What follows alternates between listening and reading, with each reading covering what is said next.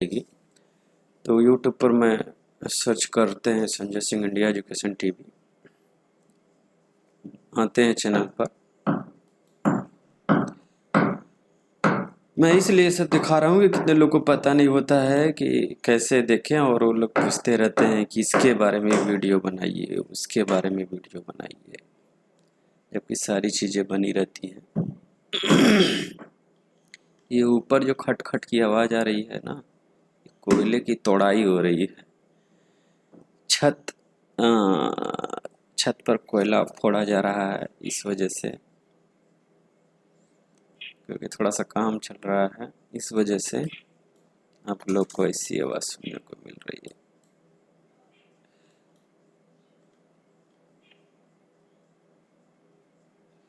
तो आपने देखा है, जैसा कि स्क्रीन पर देख रहे होंगे, कि लगभग मैंने हर कैटेगरी में वीडियोस बना कर रखे हैं। आप चाहें तो उन्हें देख सकते हैं, चाहे उस आपका ये हो, मतलब कि करियर से रिलेटेड हो, चाहे आप मतलब पैसे कमाना चाहते हो, वो सारे वीडियोस मैंने लोड कर रखे हैं। मतलब ज़्यादातर वीडियोस आपको करियर से ही मिल जाएंगे। तो बात आती है कि देखिए, चाहे आप 10वीं पास कर लिए हों, या 12वीं पास कर लिए हों, या ग्रेजुएशन पास कर लिए हों, या आईएएस की तैयारी करने जा रहे हैं, तो उसमें सब्जेक्ट का सिलेक्शन, यानी selection of the subject is highly important than एनीथिंग्स।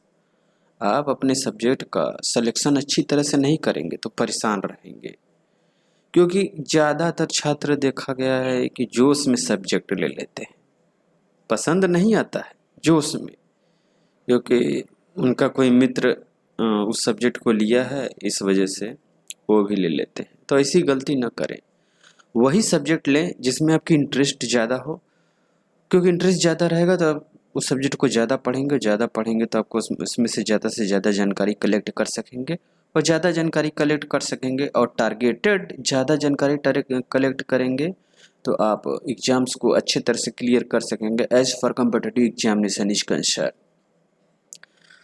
तो इस तरह का माइंड फ्रेम लेकर चलिए, याद रखिएगा मैं बोल रहा हूँ ना, इस तरह का माइंड फ्रेम लेकर चलेंगे तो आप ज़्यादा बेनिफिट कंडीशन में रहेंगे।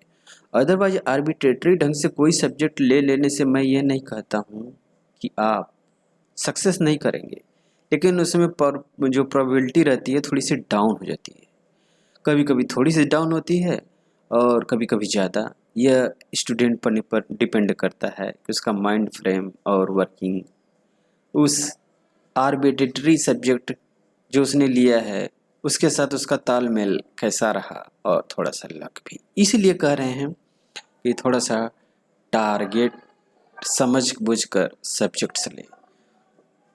उदाहरण के लिए, अगर आप बीए किए हुए हैं या बीए फर्स्ट ईयर में हैं, मतलब जा रहे हैं, और आप सब्जेक्ट का सिलेक्शन कर रहे हैं, तो अगर आपको जियोग्राफी, हिस्ट्री, पॉलिटिक्स, ये 3 सब्जेक्ट में से किसी एक को चुनना हो तो आप किसे चुनेंगे?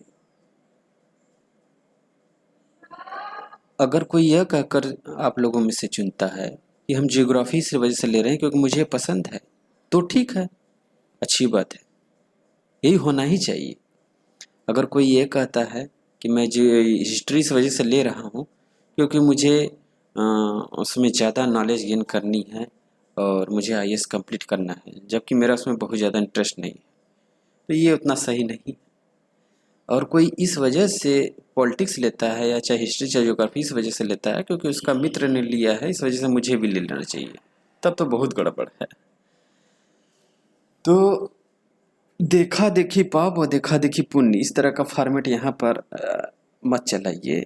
आप वो करिए जो वैल्यूएबल हो। वैल्यूएबल मतलब आपके लिए जो वैल्यूएबल हो, आपके करियर के लिए वैल्यूएबल जो हो, आपके करियर के अपकमिंग जो आपकी लाइफ आ रही है उस हिसाब से वो वैल्यूएबल हो तो सही रहता है। तो यही कहने का मतलब है, सब्जेक्ट चुनते समय आप ध्यान रखें। अगर आप बीए ले रहे हैं, अगर जियोग्राफी लेते हैं, तो फ़ायदा ये रहता है कि जियोग्राफी ऐसा सब्जेक्ट है जो आपको ढेर सारे सब्जेक्ट कवर कर देता है। जियोग्राफी लेने से आपका माइंड फ्रेम अच्छा बनता है, आपकी थिंकिंग पावर अच्छी बनती है। आप एक सब्जेक्ट लेंगे लेकिन उस सब्जेक्ट के अलोंग आप बहुत सारे सब्जेक्ट को कवर कर लेंगे। तो ज्योग्राफी में थोड़ा सा साइंटिफिक चीज़ें रहती हैं, उसमें चीज़ें अच्छी रहती हैं, कंसेप्ट रहता है, थोड़ा सा समझना पड़ता है, थोड़ा सा इंटरेस्टिंग रहता है। तो अगर आप उसे लेते हैं तो आप ये जो ईवीएस होता है उसे कवर कर लेंगे, पूरा तो पूरा नहीं लेकिन हल्का सा बायोलॉजी के टच में आ जाएंगे। तो तो इस तरह से रहती है, थोड़ा सा माइंड फ्रेम स्ट्रांग बन जाता है। तो ये सब कुछ आप पर डिपेंड करता है कि आप चुनना क्या चाहते हैं। नहीं तो देखिए, अब कितने लोग ये भी सवाल करते हैं कि हम आईएएस करना चाहते हैं और क्या हम मैथ चुन सकते हैं। और चुनने का तो आप चुन ही सकते हैं, लेकिन मैथ तभी चुने जब आपको उसमें इंटरेस्ट हो और थोड़ा सा वर्किंग कॉन्फिडेंस हो। मतलब आपने मैथ पर पहले भी काम किया है, जैसे मान लीजिए 10वीं 12वीं ग्रेजुएशन, और उसमें आपने पॉजिटिव रिजल्ट पाया है। मतलब आपका कॉन्फिडेंस बिल्ट होना चाहिए। ऐसा नहीं कि बस दिखावे के लिए यस मैं मैथ लिए, तो वो सही नहीं है। मैथ लेकर लोग टॉप भी करते हैं, तो मैं बता दे रहा हूँ, ऐसा नहीं है कि मैथ लेकर लोग आईएएस टॉप भी करते हैं। तो ऐसा है कि आप ले सकते हैं। तो जैसा कि हम अपने वीडियोस में पहले ही बता चुके हैं कि हम इस वीडियो में केवल ऐसा नहीं केवल आईएएस की बात करेंगे या किसी एसएससी पीजीटी इस सब की बातें करेंगे, तमाम तरह की बातें करेंगे जो कि एजुकेशन से रिलेटेड हो। स्क्रीन पर आप देख रहे होंगे बीए टूरिज्म कोर्स लिखा है, तो इसके बारे में हमने वीडियोस बना रखी है। आप तो फिर भी मैं बता दे रहा हूँ कि देखिए, बीए टूरिज्म का कोर्स अच्छा कोर्स है।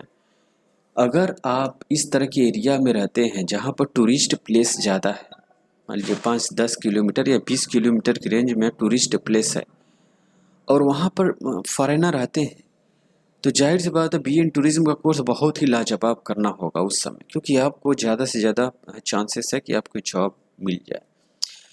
अब जॉब पाने का एक ही जरिया नहीं है कि आप सरकारी फील्ड में अप्लाई करें, तभी प्राइवेट सेक्टर में भी अच्छी जॉब है।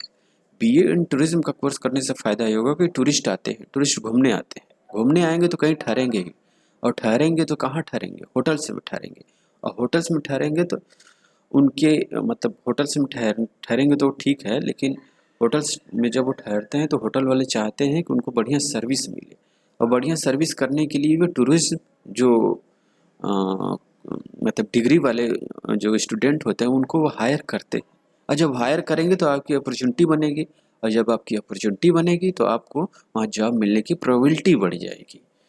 तो इस वजह से कहा जा रहा था कि अगर आपके एरिया में कोई इस तरह सा प्लेस हो तो आप टूरिज्म का कोर्स करें, आपको बहुत वहाँ पर फ़ायदा मिलेगा। कम से कम होटल्स उसमें इतनी ज़्यादा हो जाते हैं ना कि आप वहाँ पर जाकर जॉब के लिए अप्लाई कर सकते हैं, आप गाइड बन सकते हैं। चाहे तो अपना खुद का एक वहाँ पर एक प्राइवेट सेक्टर खोल सकते हैं, जहाँ पर ये जैसे कि ये चाहते हैं लोग टूरिस्ट लोग, तो अपना प्राइवेट सेक्टर खोल दे सकते हैं कि यहाँ पर आपको सस्ते रेट में आपको गाइड मिल जाएंगे, ताकि अगर आपको होटल्स में भी ना मिले ताकि आपको वहाँ से मिल जाए। तो आप अपना खुद का खोल सकते हैं। आप खोलेंगे तो क्या होगा कि तमाम तरह के लोग भी जैसे कि लगेंगे आपसे कनेक्ट होने कि भैया हमको भी जॉब चाहिए, हमको भी नौकरी चाहिए, तो वो लोग भी आने लगेंगे, तो वहाँ से आप कर सकते हैं। वैसे भी आजकल ज़माना डिजिटली चल रहा है, आप चाहें तो अगर एक बार कोई फॉरेनर्स आपके कांटेक्ट में आ गया, उसका बायोडाटा डिटेल से ले लीजिए, फिर उन्हें बताइए कि अगर मतलब वे आते हैं या उनके कोई कलीग्स आते हैं या फ्रेंड्स रिलेटिव या उनसे जुटे कोई लोग अगर इंडिया में फिर आते हैं तो वो उनसे डायरेक्टली कांटेक्ट कर सकते हैं। तो फॉरेनर जब भी अपने देश जाएगा तो बताएगा यार मैं वहाँ गया था, ज़्यादा आप अगर जाएं तो यहाँ ज़रूर कांटेक्ट कर ले, क्योंकि यहाँ पर सर्विस अच्छी मिलती है, सिंसियरिटी ज़्यादा रहती है। तो इस तरह से आप क्या कर सकते हैं कि उन्हें हैंडल कर सकते हैं और अपना बिजनेस ग्रोथ में ला सकते हैं। अब यही नहीं, देखिए अगर आप जहाँ पर ऐसी जगहों पर आप अपना एक डेरा जमा लेते हैं, डेरा मतलब समझ ही रहे होंगे, मोटी भाषा में बोल रहा हूँ, तो आप बहुत सारे बिजनेस बिल्ड कर सकते हैं जो दिखने में लगेगा कि प्रॉफिटेबल नहीं, लेकिन ज़्यादा से ज़्यादा इनकम देता जाएगा। ये मैं बिजनेस पॉइंट ऑफ व्यू से बोल रहा हूँ, क्योंकि देखिए आप चाहे आप जॉब करिए चाहे बिजनेस करिए, जॉब करेंगे तो भी आप पैसे ही कमाएंगे, बिजनेस करेंगे तो भी पैसे ही कमाएंगे। दोनों में तरीका अलग अलग होता है।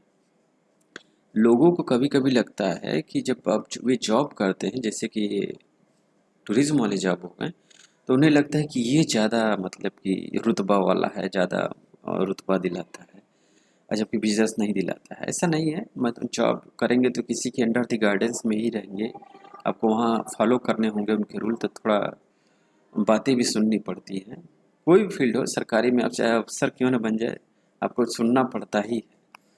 तो ये इसका डिमेरिट है, दबाव रहता है। कभी कभी तो ऊपर से दबाव रहता है, और किसी किसी जगह नीचे से, और किसी किसी जगह ऊपर और नीचे दोनों जगह से ही प्रेशर रहता है। तो ये सब चीज़ें आपको समझना होगा। ऐसा नहीं। अच्छा चलिए हम थोड़ा सा बात कर लेते हैं। आईएएस में लोग सोचते हैं कि हम डीएम बनेंगे। डायरेक्ट डीएम तो कोई नहीं बनता है, पहले एसडीएम बनकर ही डीएम बनता है, या एसडीएम से या उससे रिलेटेड पोस्ट, या मतलब थोड़ा सा उससे नीचे का ही पोस्ट मिलता है। फिर एक्सपीरियंस हो जाने पर थोड़ा सा उन्हें फिर डीएम बनाया जाता है, वो भी 5-6 साल के बाद ही, या 8 साल या उससे ज़्यादा भी लग सकता है, फिर उसके डीएम बनाया जाता है ताकि कुछ अनुभव हो जाए। तो देखिए अब ऐसा नहीं है कि लोग उनके पे प्रेशर नहीं रहता है। आपने देखा होगा, फिल्मों में ही देखा होगा कि कितने डीएम पर भाई नेता लोगों का ज़बरदस्त प्रेशर है।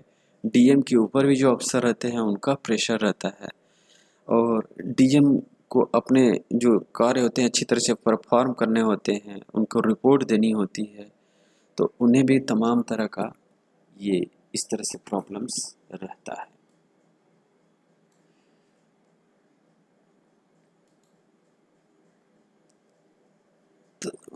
तो ऐसी चीज़ें हैं। तो प्रेशर रहता है, लेकिन बिजनेस में आप फ्री रहेंगे। ऐसा नहीं है कि कोई आपको कहेगा कि अरे तुमको ये करना है, ये क्यों नहीं रिजल्ट मिला, वो क्यों नहीं मिला। तो तमाम तरह के टीम टाम से मुक्ति रहती है। अब हर चीज़ का मेरिट और डिमेरिट है ही, जैसा कि मैं पहले ही बता चुका हूँ। आपको तो इतना तो समझना ही होगा कि हर चीज़ का मेरिट डिमेरिट होता है। लेकिन ये हम कह लें कि अगर आराम की बात करें, तो अगर नौकरी में अगर टीचर का जॉब है तो वहाँ थोड़ा सा आराम रहता है, ये मैं मानता हूँ। क्योंकि मैंने खुद प्रैक्टिकली अपने जीवन में लोगों को देखा है, जो लोगों को टीचर की जॉब मिल रही है वे लोग आराम से नौकरी कर रहे हैं, आराम से आ रहे हैं। ये है कि कभी कभी मैंने सुना है कि लोग पैसे की शिकायत करते हैं कि अरे पैसा उतना नहीं है, सब खर्च हो जाता है घर में, वो अलग का विषय है। तो ये इस तरह की चीज़ें हैं। तो मैं यही कहना चाह रहा हूँ कि हर चीज़ का मेरिट डिमेरिट है। आप इस फील्ड में आए तो ये समझ लें कि आपको मतलब एजुकेशन के फील्ड में आए, जॉब पाएँ तो वहाँ थोड़ा सा झेलना है। खैर वो अलग के विषय हो गया। अब हम बात करते हैं कि थोड़ा सा आईटी की भी बात कर लेते हैं। आईटी के बाद हम अगले वीडियो में करेंगे, क्योंकि थोड़ा सा मैं सोचता हूँ कि कुछ खा लूँ। तो मतलब सवेरे का मॉर्निंग टाइम है, 9:14 हो रहा है, तो मैंने अभी कुछ लिया नहीं है। हाँ, खाने के बाद पर चलिए मैं अगले वीडियो में बताऊँगा। तो मिलते हैं अगले वीडियो में। Till then good day.